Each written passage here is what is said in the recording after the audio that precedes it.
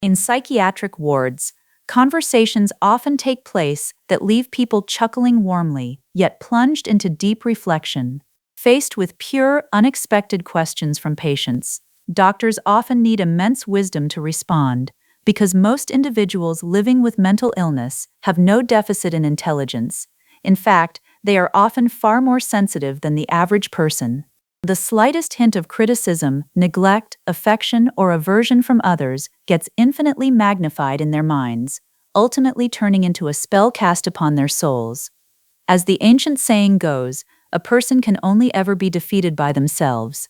So, how do those who are intensely sensitive, suspicious, and insecure construct prisons inside their own minds and ultimately bring about their own collapse? Welcome to this episode of Mind and Meaning. I'm your host. Patients in psychiatric wards sometimes develop romantic attachments to their doctors or nurses. One day, a female patient approached a male doctor whose last name was Lan. The patient asked, "Dr. Lan, do you love me?" Dr. Lan fell into thought for a long moment. To avoid hurting the patient and causing her condition to deteriorate, he had to handle his response with extreme care. After a pause, he answered, "Well, our relationship is that of a doctor and a patient. Because you are unwell, it's my job to take good care of you." Careful not to hurt her feelings, Dr. Lan explained himself at length before finally getting his point across in a tactful manner. Generally speaking, psychiatric patients have no issue with intelligence, and many retain their social skills and capacity to express and understand emotion. Yet, the female patient persisted. "Dr. Lan, are you trying to say you don't love me?" Dr. Lan hesitated, suddenly at a complete loss for words. At that moment, the doubt and questioning in the patient's eyes vanished, replaced by sudden joy. "Oh, good! Because it's Dr. Chen that I'm in love with." This is of course a joke, albeit one that leaves you chuckling at its subtle humor. Yet dilemmas like this play out constantly in real-world psychiatric hospitals. Patients with schizophrenia often ask questions with childlike innocence, leaving staff unsure how to answer. Most patients possess completely normal intellect, but they are far more sensitive than ordinary people. Any slight intention of criticism, neglect, affection, or dislike from others is infinitely magnified, eventually becoming a psychological curse. Sometimes, even an offhand comment made by someone else gets completely twisted in their minds. There is a famous saying, "A person can only be defeated by themselves. If they refuse to be defeated from within, they remain invincible." From a certain perspective, a large portion of psychiatric patients and people struggling with psychological issues are ultimately brought down by their own minds. In the hit TV series Game of Thrones, there is an immensely popular character named Tyrion Lannister, a uniquely subversive character in the history of television. Tyrion was born into nobility, the son of an iron-fisted lord, but he himself was born a dwarf. Because his mother died in childbirth delivering him, his father resented him from day one. His sister, driven by a witch's prophecy that she would perish at her younger brother's hands, treated him with utter cruelty throughout his upbringing and frequently sought his death. Tyrion was framed multiple times, and his malformed body made him the target of constant ridicule. The first woman he ever loved was brutally victimized by his father and forced into his view, while the second woman he cared for ultimately betrayed him.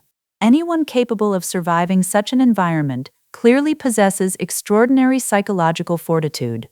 Throughout the series, Tyrion certainly demonstrates a ruthless and cunning edge. Yet, unlike stereotypical depictions of deformed characters, he harbors inspiring passion and an admirable set of core values.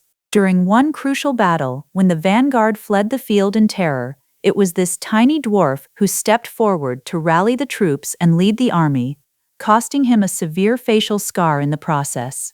He is both kind and cunning, empathetic yet ruthless, brave while adept at political scheming. His character is complex and multifaceted. Most importantly, he never allowed himself to be conquered by the dark side of his own inner world. Thus, where others saw a dwarf, he stood tall as a giant.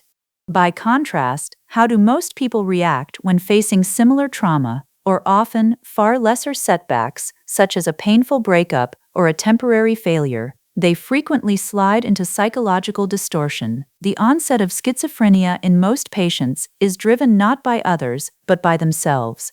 Fragile minds are everywhere in the real world. Overthinking things does not necessarily mean someone has a mental or psychological disorder. However, when overthinking turns into constant paranoia and suspicion, one can no longer call that a healthy state of mind. Suspicion and insecurity are two of the sharpest swords that can pierce the human heart. Insecurity breeds oppression, while suspicion breeds panic and instability.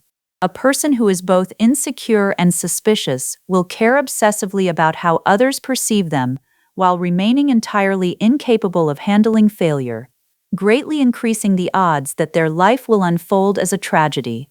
When someone you know well passes you in the office hallway and doesn't greet you, do you assume they are intentionally ignoring you? When two colleagues whisper to each other without inviting you to join, falling silent as you walk by, do you assume they are talking about you or plotting against you? When you encounter a setback, can you pick yourself up quickly? If you make a mistake, can you face it with candor and own up to it? Some people remain entirely unbothered even when insulted, while others hold a deep grudge over a single offhand remark. Some can pick themselves up after countless failures, while others feel that a single heartbreak renders life meaningless. Some dare to stand up and debate figures of authority, while others feel their entire world turn gray after a mild reprimand from a supervisor. Magnify these everyday reactions, and you get the world of a person with schizophrenia: sensitive, suspicious, pessimistic, and consumed. In selected stories by Anton Chekhov, there is a famous tale. On a pleasant evening, a low-ranking civil servant was enjoying a light opera at the theater. Suddenly he sneezed, accidentally spraying saliva onto the bald head of a man sitting in front of him. Discovering that the man was a high-ranking general, he immediately apologized, and the general accepted it. However, the civil servant felt that wasn't enough. As the crowd was leaving, he approached the general to apologize profusely once more. By this time, the general was losing patience. "I've already forgotten about it. Why do you keep bringing it up?" Perceiving the general's irritation, the clerk became convinced that the general was secretly furious. Determined to demonstrate his sincerity, he put on a new uniform, shaved his face, and went to the general's office to offer a formal apology. When he arrived, the general was busy working. Hearing the clerk bring up the sneeze again, the general stared at him in utter bewilderment. "What nonsense is this? God knows what you're talking about." The clerk assumed the general was holding a serious grudge. As soon as the general finished his meeting, the clerk rushed forward again. "I didn't mean to disturb you, Your Excellency. I just—" At his wit's end, the general could only reply with a forced chuckle. "You must be joking, sir," before rushing off. This left the clerk even more terrified. Once a psychological knot takes hold, it is hard to undo. The next day, he returned to the general's office, desperate to explain everything once and for all. Unfortunately, he caught the general on a bad day. After listening to the clerk babble incessantly, the general finally snapped and roared, "Get out!" The poor clerk was paralyzed with shock. He stumbled home in a daze, lay down on his couch, and died of sheer fright. Reading this satirical story might bring a knowing smile to our lips. But upon reflection, having a slightly thicker skin isn't a bad thing at all. Virtually all psychiatric conditions stem from an accumulation of unmanaged stress and unreleased pain. Madness isn't far from any of us. The world is full of overwhelmed minds, by no means limited to those wearing hospital gowns in psychiatric wards. Those who are consumed by insecurity, pessimism, and constant suspicion are simply living with hidden vulnerabilities that could unravel at any moment. The low-ranking clerk in Chekhov's story, literally scared to death by a sneeze, demonstrates in a deeply satirical way just how destructive overthinking and paranoia can be. When you think about it, having a slightly thicker skin and a bit more emotional resilience is a blessing. Almost every psychological crisis and breakdown comes from accumulating too much unreleased pressure and fear within. until everything collapses from the inside out. Madness is never that far away. Insecurity oppresses us, while suspicion breeds panic.